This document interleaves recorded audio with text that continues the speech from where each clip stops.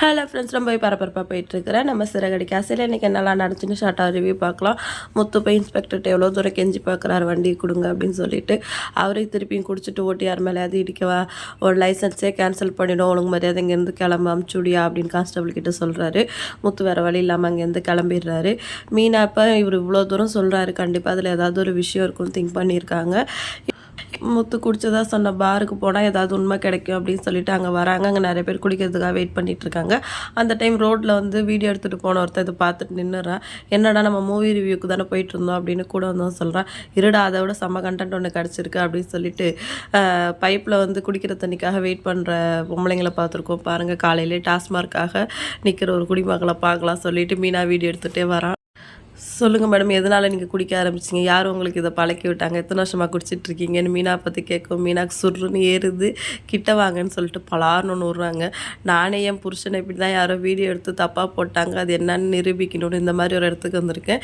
நீ என்னையே வீடியோ எடுக்கிற, இப்படி தான் என்ன ஏதுன்னு தெரியாமல் எதையாவது வீடியோ எடுத்து போட்டு எல்லார் வாழ்க்கையும் நாசம் பண்ணிகிட்ருக்கீங்க அப்படின்னு சொல்லவும், இருங்க மேடம் அப்படின்னு சொல்லிட்டு திருப்பி கணவனை காப்பாற்ற அந்த வீர பெண்மணியை பாருங்கள், சொல்லுங்கள் மேடம் இப்போ என்ன பிரச்சனைன்னு கேட்கவும், திருப்பி மீனா உங்களுக்கு உண்மையிலே வேறு பொழப்பே இல்லையா, போய் வேறு வேலையை பாருங்கள் அப்படின்னு சொல்லி திட்டி அனுப்பிச்சி விட்டுறாங்க. ஒரு வகையில் இது உண்மைதாங்க. இந்த சோஷியல் மீடியா வந்ததுக்கப்புறம் நிறைய வந்து நல்ல விஷயம் வந்து பரவினாலும் இதே மாதிரி யாரோட ப்ரைவசியாவது யாராவது வீடியோ எடுத்து போடுறாங்க. கண்டிப்பாக யாருக்கும் யாரை பற்றி அக்கறை இல்லாமல் தான் போயிட்டுருக்குது. நம்ம கொஞ்சம் கேர்ஃபுல்லாக இருக்கிறது தான் நல்லது. பார் ஓப்பன் பண்ணோடனே மீனா வந்து உள்ளே போய் ஓனர்கிட்ட பேசுகிறாங்க. அந்த மாதிரி என் ஹஸ்பண்ட் மேலே வந்து ஒருத்தவங்க மீனா பழி போட்டாங்க, அது என்ன நான் நிரூபிக்கணும், சிசிடிவி ஃபுட்டேஜ் இருந்தால் காட்ட முடியுமா சொல்லிட்டு நீ வர ஏமா வேலை நேரத்தில் வந்து சொல்ல பண்ணுற அப்படிங்கிறாரு.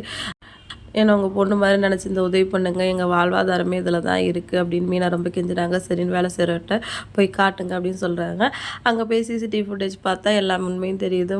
முத்து வந்து குடிக்கல, ஊற்றி தான் கொடுத்துருக்காரு. அவர் உட்காந்த இடத்துல இருந்தது எல்லாமே காலி பாட்டில் தான், வேறு யாரோ வேணும்னு இடிச்சிட்டு தான் வீடியோ எடுக்கிறாங்கங்கிறத பார்த்துட்டு சிட்டி தாங்க இருக்கான் அப்படிங்கிறதையும் மீனா வந்து கண்டுபிடிச்சிடுறாங்க.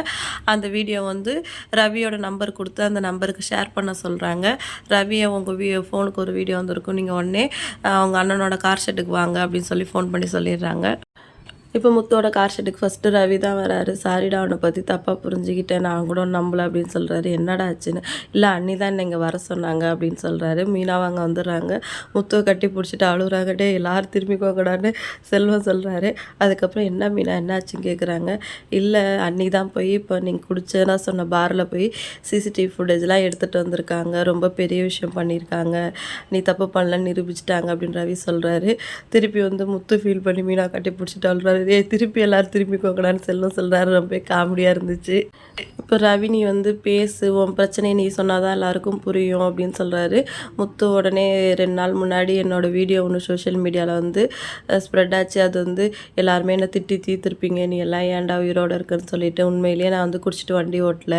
இப்போ இந்த வீடியோ பார்த்தா அவங்க எல்லாருக்குமே புரியும், என் பொண்டாட்டி தான் நான் எந்த தப்பும் பண்ணல நிரூபிச்சிருக்கா அப்படின்னு சொல்லிட்டு முத்து வந்து அந்த வீடியோவில் பேசுகிறாரு. அதை வந்து ரவி வந்து சோஷியல் மீடியாவில் போடுறாரு. இப்போ அடுத்த சீனில் பரசு வந்து அண்ணாமலை சாருக்கு கால் பண்ணுறாரு.